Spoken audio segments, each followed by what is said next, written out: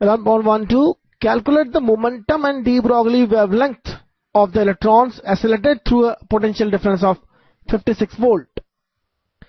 तो मोमेंटम की बात करें तो मोमेंटम होता है P, जो कि होता है under root of twice mass of the electron into kinetic energy of the electron, और यह हो जाएगा 2 into 9.1 into 10 to the power minus 31. This is the mass of electron into kinetic energy of 56 volt accelerated electron, that is 56 electron volt, that is 56 electronic charge, that is 56 electron volt is the kinetic energy.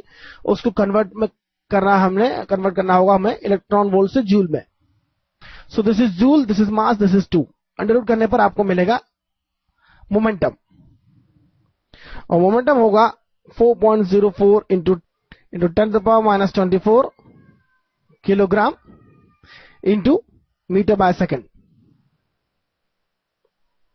तो यह तो momentum हो गया, लेकिन wavelength कैसे calculate करेंगे? Wavelength calculate करने के दो तरीके हैं. वेवलेंथ हो जाएगा lambda, that is h by momentum, that is 6.62 into 10 to the power minus 34 divide by momentum, this value 4.04 into 10 to the power minus 24. तो लैम्ब्डा क्या होगा? लैम्ब्डा होगा 1.64 एंगस्ट्रॉम. लेकिन लैम्ब्डा डायरेक्ट कैलकुलेट करने का फार्मूला हमने थ्योरी में पढ़ा है. कंपटीशन एग्जाम में आपको लैम्ब्डा डायरेक्ट कैलकुलेट करने का तरीका यह है, that is 150 divide by the voltage of isolation angstrom. तो आप देख सकते हैं लैम्ब्डा एंगस्ट्रॉम में कितना होगा. ये होगा 150. इलेक्ट्रॉन को आपने 56 वोल्ट से आइसोलेट किया, तो यहां होगा 56, that is the voltage of isolation.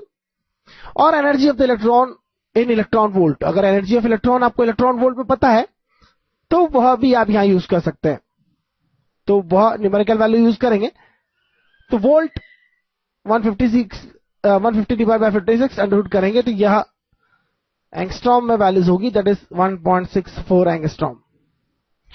और इस लैम्ब्डा की वैल्यू से आप मोमेंटम भी कैलकुलेट कर सकते हैं, क्योंकि मोमेंटम होगा h by lambda de Broglie relation से.